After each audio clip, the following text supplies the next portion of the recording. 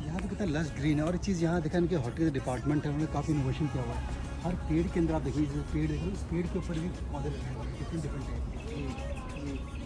ऐसे इधर इसमें दो वैरायटी के पेड़ लगाए हुए हैं। तो मीन्स बहुत ज़्यादा ग्रीन रखने के लिए, ज़्यादा ऑक्सीजन लेवल बढ़ाने के लिए आप हर जो देखो, कोई भी एरिया में ब्लैंक छोड़ी नहीं है। हर पेड़ के चारों तरफ पेड़, पेड़ के ऊपर पेड़, पेड़ के ऊपर पेड़ लगा रखे हैं। एक पेड़ के अंदर दो दो तीन तीन वैरायटी के पेड़ लगा रखे हैं कि किस में कौन सा सूट करता है।